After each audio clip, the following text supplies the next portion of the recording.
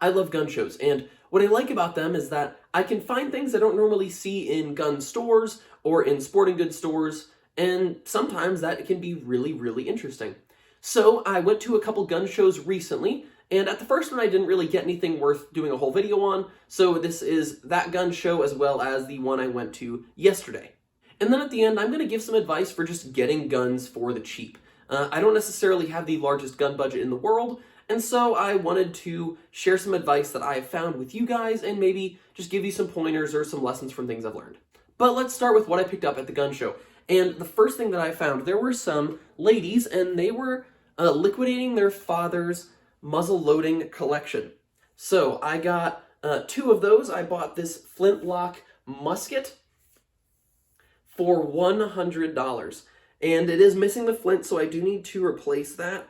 But other than that, it's actually in really good shape. So I am really excited to take this out and shoot it. For those of you that are big into this kind of thing, it is made by Dixie Gun Works, and it's not necessarily an overly expensive flintlock, but it is still pretty nice, I think. I'm excited to take it out and shoot it. Honestly, I'm not really a huge flintlock guy. This is more just kind of my introduction into that world to see if it's something that I'd like to spend a little more money on. And it's going to be a shooter, so I don't really care that the stock isn't necessarily perfect. Now, I said I got 2, so the first was this rifle. The second was this single-shot pistol. Whereas that one is a flintlock, this one is a percussion cap. So it's just a single-shot percussion cap pistol. This one is made by Jucar in Spain. Both of them are 45s, so I wanted to get the same caliber so that I could just buy one round ball for both. And again, these aren't necessarily going to be like duty or work type guns, obviously, but they aren't going to be really for hunting anything. They're just more for taking out to the range and shooting. If I do end up really liking that rifle, maybe I could get into muzzle loading rifle shooting at some point in a hunting sense. But as for right now, these are just kind of for fun. Now, like I said, these are the first 2 black powder and muzzle loading guns that I own. So if you guys have any advice for me, I would love to hear it. I read every comment that people make, so that means 2 things. 1, you should be nice. And 2, because I read every comment, I also like to respond to each one. So I'll let you know if I hear your advice and what I think about it. The main reason I picked this one was because it just fit really well in the hand, and I just thought it was really neat. Now, I did pick up one more gun at the gun show yesterday, but let's go back before we talk about that, and let's talk about the the items that I got at the gun show that was a few months ago. So I've been looking for A2 handguards for a while. I have my M16A1 and just wanted a pair of A2 handguards for it. I think the A2s are just more comfortable and in almost every sense, if not every sense, a better handguard than the M16A1 handguards. So I thought it would be not a bad idea to pick these up and then have something that is a little bit nicer. You know, I don't really know if I'm ever going to use these, but having them on hand I don't think is a bad thing. They were only $5. I also bought 3 metal AR-15 magazines that were older. I can't show those because they were the standard capacity magazines and YouTube doesn't like those. However, I did do a YouTube short that wasn't that long ago. YouTube shorts aren't as monetizable, so I didn't monetize it, so that was okay. I still want to be able to monetize this video. But basically, they were 3 magazines. One was 2 were Brownells, and the other one was an OK Industries. The interesting thing was the OK Industries one was actually marked as law enforcement and government use only because it was made during the assault weapons ban. So I just thought that was pretty interesting. I did a quick short on that. So they are high quality magazines, and then I just swapped them out with a 4-way anti-tilt follower, and now they should be good to go. Whenever you buy used AR magazines, you should shoot them and make sure that they work before you trust them to any degree, but, you know, I bought these and they appeared to be in pretty good shape. Now, the last thing I picked up at that gun show was just kind of an interesting piece of history I saw. It wasn't necessarily super firearms related, more militaria related. And what it is this cotton wound dressing, and I covered up a symbol because it was made by a certain regime during World War II that did some horrible things. Oh, wait. No, not that one. I mean the one with the guy who had the mustache. No, not that guy with the mustache. No, we're okay with those symbols. It's just this one that's bad. I got this, and I just thought it was kind of neat. So be a good set piece for the background. It was, again, really cheap, so I didn't really mind just picking it up and, well, keeping it right there. Now, the last gun that I got at the gun show was I traded my Bull Armory Cherokee for this 38 Special, Chief Special Smith & Wesson Model 36.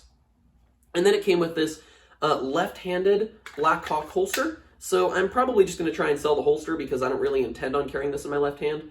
I mean, I guess I could have this on my left-hand side and then another gun on my right-hand side and, draw like a cowboy. I'm not really quite sure. But this thing was in rough shape. It appears to be in decent working order, but you can tell this thing just looks like it was fished out of the Chicago River, and then somebody put some new finish on it or something. I'm going to maybe take it to a gunsmith and see if they can tell me what's going on here. I don't really know, but honestly, it's a shooter, so I don't really care too much that it's in rough shape. And it did have the Hogue grip on it when I bought it, so those are a little bit more expensive, so that, is an element of this that is pretty cool. Maybe I'll try and get some originals for it or some wood grips just because it looks a little nicer, but the Hogue is really comfortable. Now, this one was made in the early 60s, so it's not safe with modern plus P ammunition. However, I watched some videos and found out that you could use Hornady Critical Defense Light in this gun, and although this isn't a super great defense ammunition, it is close to, it's just right on that line of what is passable and acceptable, as in it does expand, and it does get into that 12 inches of penetration. Just barely, but it does. So this is my first real revolver, not a 22 or an old H&R I can't shoot, but this is my first real revolver, so I'm really excited to take it out and shoot it. Maybe it'll be, like a backup defense gun or something like that. I'm not really quite sure. I just bought it because it was really cool and I wanted to get into a 38 Special. Would it be my first go-to in a defense situation? Probably not, but I think it is passing and it would still be pretty cool to just take to the range and shoot. Side note, I think we often get so distracted by defense guns that we don't remember that guns are just meant to be fun. So if you buy something like this, take it to the range and have a good time, there is nothing wrong with that. It's okay to buy a gun just to have fun. That being said, let's talk about some advice for getting guns cheap. And the first thing I have to say is, if you want to get guns cheaper, even with new guns, you should try and find them used.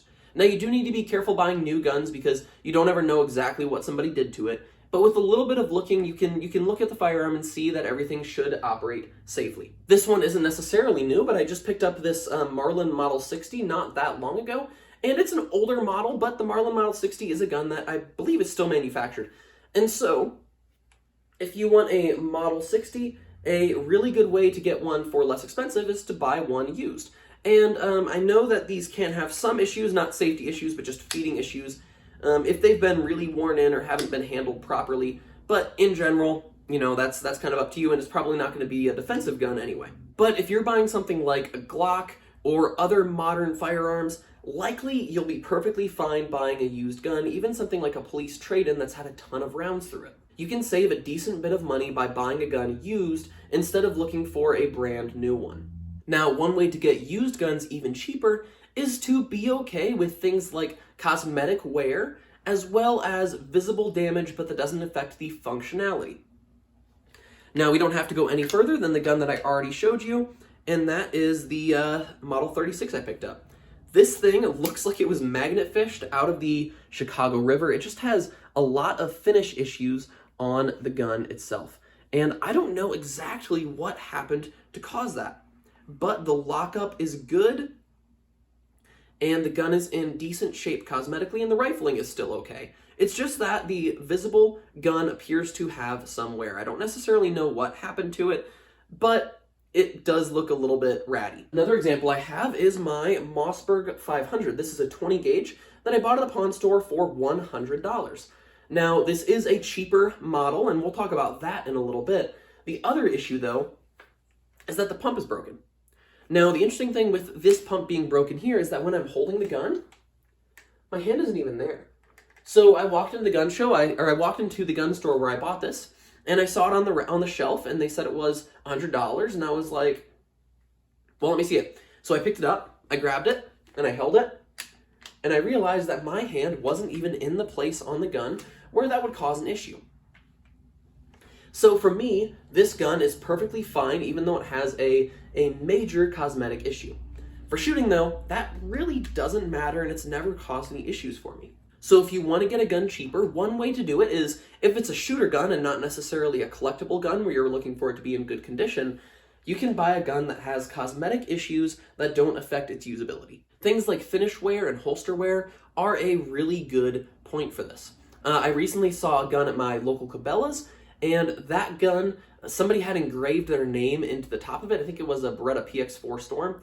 So it was the PX4 Storm, it came with several magazines, and the gun was actually really cheap, because other than a bank robber, who wants a gun that has somebody else's name engraved on it? That's just kind of silly. But you could probably find a way to either make the whole slide in the white, or do something to make it so that it's not as obvious of an issue. Or if you're just going to take it out and shoot it, you might not really care. You might just think it's funny. The third thing I would say is, after you have your necessities like defensive guns that you might need, or maybe hunting rifles if you're big into hunting, have a list of things that you're kind of looking for in your collection, and be okay with just being patient if you don't find all of them right away. If you're really interested in firearms collecting, you might have a lot of guns on your list that you would like to have at some point. Now, I understand the desire to have that thing right now. I get it, but that can really make you spend a lot more money, and people know that. And so because of that, if you go on Gunbroker or other sites, or if you go to certain gun shows, you'll see guns that are way overpriced. And the reason for that is because they know that somebody is going to say, oh, I want a Mosin Nagant M44 right now.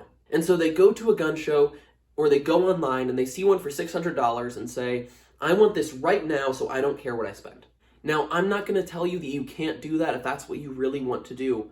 But just know that if you are going to do that, you're going to spend a lot more money than you would if you would just be patient and wait for the right deal. I, at one point, traded my Mosin Nagant Type 53, which is a Chinese M44, and I really regretted that. So I was looking for a new M44, and I saw several, and they were all overpriced, but eventually I saw one for $250, which was a really good deal at that time, and really good deal now too. If you're just patient, you can get a much nicer gun for a lot less money as long as you just wait for the right deal. This is very similar. For the fourth thing, be careful about following hype.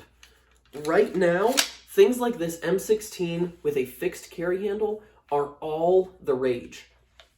There are probably a lot of reasons for it, but I think that one of the biggest ones is that a number of influencers and popular YouTubers started talking about how cool these are. And they're right, they are really, really cool, and I really like the one that I have. I mean, it's not the most practical rifle in the world, but I genuinely really like the fixed carry handle guns. But because they are so popular right now, if you want to get one, you're going to have to spend more money. So what that means is, if it's something you really want and you're okay with spending more money for it, maybe go ahead and do it. However, the flip side of that is true as well. If you saw that Garand Thumb had one and you wanted one just because Garand Thumb had one, you're going to spend a lot more money to get it because a lot of people had that exact same thought. So my advice is, don't follow the hype just because it's the hype. Now, if you find out about a cool new gun on a channel and you wait a little bit and you still decide you want it, that's great. One of the reasons I wanted this one, and I know this is goofy, and I also know that some of my older audience won't necessarily understand this, I wanted this gun because I really liked the video game Call of Duty Black Ops, the first one, the really, really good one. I really liked that game, and I used this gun in that game and thought, wow, I'd like to own one of those. So I bought a parts kit and picked it up. Sadly, by the time that I had picked up this parts kit, the hype had gotten to a lot of other people because it was at the beginning of that time where administrative results and Garand Thumb were starting to talk about these types of things. So the cost was going up, and I managed to get one early in that, but still where the hype had inflated the price a little bit. So I'm not going to say don't necessarily follow the hype, but be very, very careful about what you do when it relates to hype and influencers and that kind of thing. The fifth thing, and this is more about modern firearms than things like military surplus or antique collectibles, but be sure to look for quality instead of just special features. So recently I picked up this CZ-P09. I felt like I should have one modern duty-grade handgun that I could use for defensive purposes, and well, this one was just one that struck my fancy. I really like single-action, double-action hammers, and it has a decocker, and I just really liked the magazine capacity. This holds 19 rounds in a standard capacity magazine, which is quite a bit. So I really like this handgun, and I picked it up. Now, they have models of this handgun, I believe, that have optics cuts and that have threaded barrels. And there's nothing wrong with those things, but just know that if you get those things, you are going to end up paying more. Now, let's say you have $400 to spend on a new handgun, and it's going to be something for defensive purposes. You have two options. You can get a handgun where the base model costs $400, or you can get a handgun where the base model costs $250, and it has $150 of extra things like slide cuts, threaded barrels, and other accessories like that, maybe even some special stippling on the grip.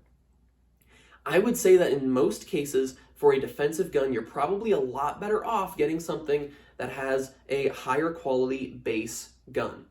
The reason for that is because you can't make up in build quality, and the most important thing about a defensive gun is that it's going to fire when you pull the trigger, it's going to hit where you want it to hit, and that it's going to reliably feed the next round. It's really important that that gun can do the things that it is made to do.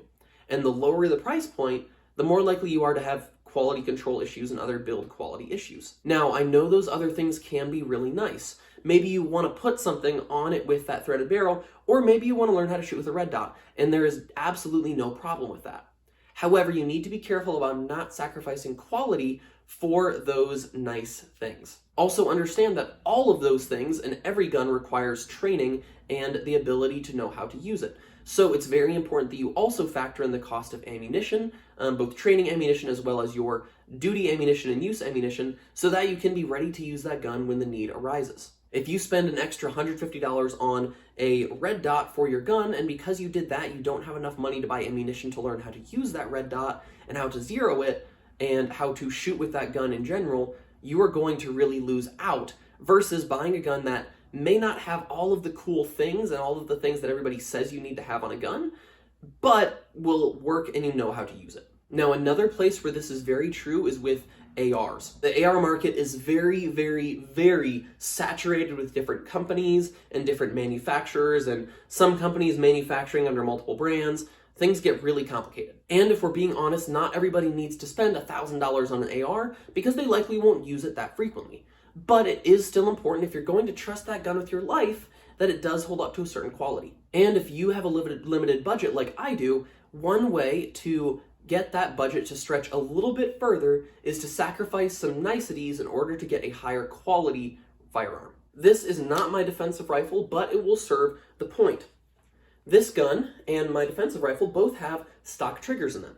The reason for that is because a trigger can cost $200 for a good one, and that's something where if it fails, the entire gun fails, so you want to make sure to buy something that is quality. Now, since I am on a budget, my choice was buy a cheaper gun to get a nicer trigger, or skip out on having a crazy good trigger, just have a mil-spec trigger, and get a nicer rifle, a rifle from a more reputable brand that I can spend a little bit more money on. And that was what I went with. Same thing with M-LOK handguards are really, really nice. And if you want an M-LOK handguard, it is a good choice. But those things are more expensive. If you're going to get a full-length, free-floated M-LOK handguard, that will have some more capabilities that a rifle like this won't have. But at the same time, a lot of those capabilities aren't things that you're probably going to be using if you're just a normal civilian like me. I'm not saying you shouldn't be able to have those things, or that you can't prioritize those things if that's something you want to do. But just that a lot of people won't actually use them. So instead of spending an extra $50 or $100 to get a full-length M-LOK rail, it might be better for you to get a gun that just has normal plastic handguards and either replace them with Magpul handguards to attach a flashlight, or do something like this mount to attach a flashlight, or honestly, just drill a hole through the handguard and you can buy special screws that you can attach a flashlight to that way too. The same goes with optics. You could get a very, very nice optic that is going to be really, really crazy good, has an awesome reticle, all of those kinds of things. However, SIG Romeo 5 is like $100, and everything that I have seen on them has said that they're really solid. So, all of this is to say, make sure that you spend money in the right places and for the right features. It's not worth it to buy really crazy features if it means that you are getting a lower quality rifle that is going to be less likely to work when you really need it. I feel like at some point I need to do a full video on the topic of ARs and brands and quality, but we'll save that for later, and also I need a little bit more experience with some different brands before I feel like I'm ready to really talk about that. Last item, number 6. It's not cheap to buy a gun that won't work. So if you really cheap out on a gun and then because of that it doesn't actually work, you didn't really save any money. In fact, you wasted money. I have a really good example of that, and that was with my Llama Especial, which is a 22 long rifle 1911 style pistol. Now, I really like this pistol on paper. I like the size, and it shoots pretty well, and I like the trigger. My issue, though, is that it's unreliable. I don't know what exactly causes this. Maybe I need to take it to a gunsmith and have them fix it, which is going to cost money. However, the issue that I have with this pistol is that I get a lot of light strikes. And I think that the main reason for that is because there's just some issue with either the firing pin, the hammer, and the way they interact, and the firing pin channel. Now, because this pistol doesn't shoot very reliably, I just bought it as a training pistol so I could practice with pistols because I didn't have that much experience with pistols. But it is so unreliable that it gets in the way of good training. Also, I frequently take other people out to shoot people who are new with firearms, and so it's a lot easier to hand them something like this than something like this for their first time. Starting with this pistol, they just feel a lot more comfortable. It's a lot more quiet, and it just shoots a lot easier than something like a full-sized 9mm. But if I'm taking out a new shooter, having the gun not cycle or not work is pretty scary because they don't know what to do when that happens. So I can't really trust this pistol for them either. Now, my choices are sell this pistol and don't tell anybody about the issues and just let them figure it out, which I'm not going to do. That seems wrong. Option 2, which I've tried, is to take a look at it and see if I can fix the problems myself. I have done that with guns in the past, and it can be cheap depending on what is wrong with it. However, I've looked at that with this pistol, and I'm honestly not quite sure. It seems like it's outside of my realm of knowledge. Option number 3 is take it to a gunsmith, and when I take it to a gunsmith, pay them to look at it for me. Again, that raises the cost of this gun that's supposed to be pretty inexpensive. And then option 4 is relegate it to, I don't know, like safe and rare shooting use when I just want to shoot the gun, even though it doesn't work that well. It proves the point. If I would have not cheaped out when getting this pistol, if I would have bought something nicer, then I wouldn't have had the issues that I'm in right now, and I likely would have saved money in the long run. Now, thank you for taking a moment with me and looking at all of my cool new guns that I got. Also, thank you for sticking around to hear my advice for saving some money on some guns. Now, I picked up a new rifle so that I can 1776.